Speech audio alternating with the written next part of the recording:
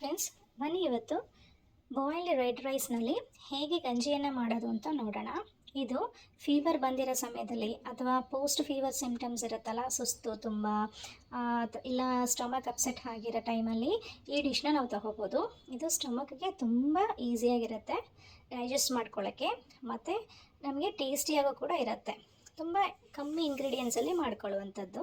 2 glasses of ಈ boiled ರೈಸ್ನ ತಗೊಳ್ಳಿ.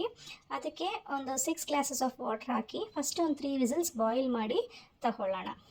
ಇದು ಹಾರ್ಡಿರೋದ್ರಿಂದ ನಾವು ಡಬಲ್ ಟೈಮ್ಸ್ ಬಾಯ್ಲ್ ಮಾಡಬೇಕಾಗತ್ತೆ. ಸೊ ಈಗ ಈ ಬಾಯ್ಲ್ ಆಗಿರೋ ರೈಸ್ನ ತೆಗೆದಿಟ್ಬಿಟ್ಟು ಅದಕ್ಕೆ ಸ್ವಲ್ಪ ಒಗ್ಗರಣೆ ಕೊಡೋಣ. ಅದಕ್ಕೆ ಕೊತ್ತಂಬರಿ ಸೊಪ್ಪು, ಹಸಿಮೆಣಸಿನ್ಕಾಯಿ ಮತ್ತು ಕರಿಬೇವಿನ ಸೊಪ್ಪು ಹಚ್ಚಿಟ್ಕೊಂಡಿದ್ದೀನಿ.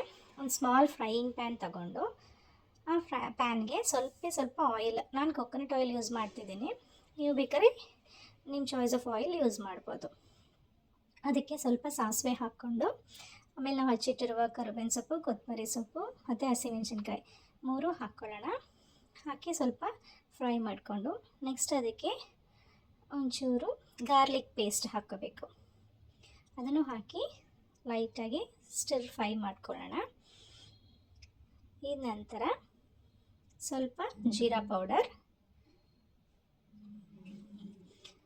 ಮತ್ತು ಸ್ವಲ್ಪ ಪೆಪ್ಪರ್ ಪೌಡರ್, ನಾರ್ಮಲ್ ಜೀರಾ ಮತ್ತು ನಾರ್ಮಲ್ ಪೆಪ್ಪರ್ ಬೇಕಾದ್ರೂ ಹಾಕ್ಕೋಬೋದು, ಮತ್ತು ಸ್ವಲ್ಪ ಹಿಂಗು, ಅದನ್ನು ಹಾಕಿ ಫ್ರೈ ಮಾಡಿ ನಾವು ಆಲ್ರೆಡಿ ಬಾಯ್ಲ್ ಮಾಡಿ ಇಟ್ಟಿರುವ ರೈಸ್ಗೆ ಹಾಕ್ಕೊಂಡು ಇನ್ನೊಂದು 3 to 4 glasses of water add ಮಾಡಿ ಮತ್ತೆ ಅದನ್ನು ಬಾಯ್ಲ್ ಮಾಡ್ಕೋಬೇಕು, ಒಂದು 3 to 4 ವಿಸಿಲ್ಸು.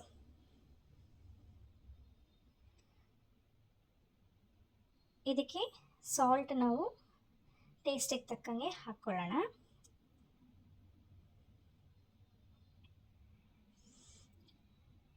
ಮತ್ತೆ ಬಾಯ್ಲ್ ಮಾಡಿದ್ಮೇಲೆ ಈ ಥರ ಹೂವು ಥರ ಬೆಂದಿರುತ್ತೆ ಅನ್ನ.